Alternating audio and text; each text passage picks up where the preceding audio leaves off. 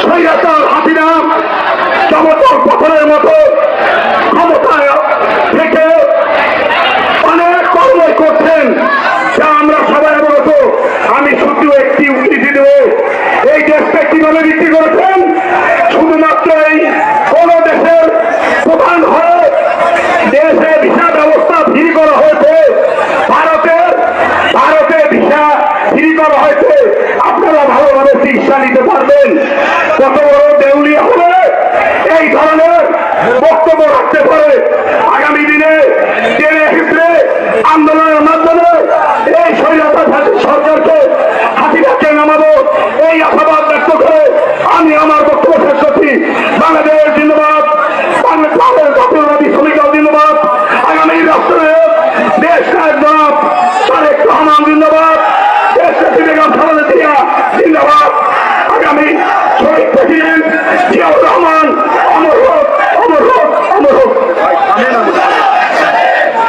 ইতিমধ্যে আমাদের মাঝে উপস্থিত হচ্ছেন খুলনা বিভাগের অহংকার আমাদের প্রিয় নেতা জাতীয়তাবাদী দল বিএনপির খুলনা বিভাগের ভারপ্রাপ্ত সাংগঠনিক সম্পাদক, আজকের এই শহরে বিশেষ অতিথি জনতা জনাব অনিন্দ্য ইসলাম অমিত।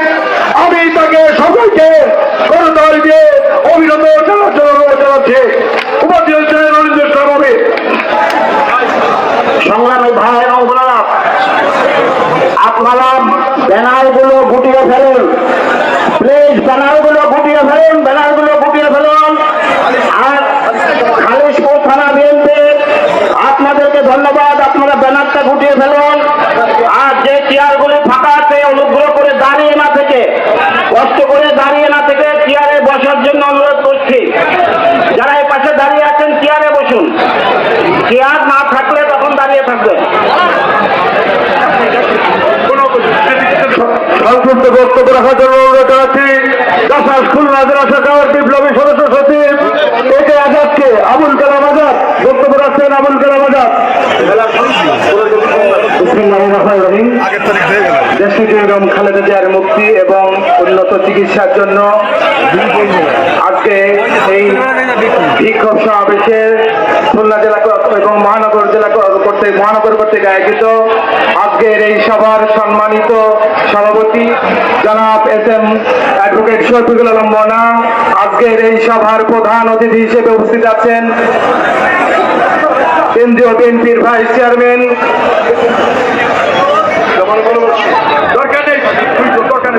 রহিদুদ্দিন চৌধুরী আইনি সহ ঊর্ধ্বতন সিনিয়র নেতৃবৃন্দ, সামনে উপস্থিত অঙ্গ সহযোগী সংগঠনের নেতৃবৃন্দ, সবাইকে জাসাস খুলনা জেলা শাখার পক্ষ থেকে সংগ্রামী শুভেচ্ছা এবং বিপ্লবী অভিনন্দন জানাচ্ছি। সংগ্রামী বন্ধুরা, এই শেখ হাসিনা যেভাবে একের পর এক মানুষের পর শৃঙ্খলা চালাচ্ছে, তাতে করে বাংলাদেশের মানুষ অতিষ্ঠ হয়ে গেছে। আর একটি যুদ্ধের প্রয়োজন, সে যুদ্ধটি হচ্ছে গণতন্ত্রের জন্য, সে যুদ্ধটি হচ্ছে ভাত এবং ভোটের অধিকারের জন্য যুদ্ধ। আর এই যুদ্ধে সবাইকে অংশগ্রহণ করার জন্য আমি উদাত্ত আহ্বান জানাচ্ছি। বাংলাদেশ জিন্দাবাদ, বাংলাদেশ জাতীয়তাবাদী সামাজিক সাংস্কৃতিক সংস্থা জিন্দাবাদ। সবাইকে ধন্যবাদ।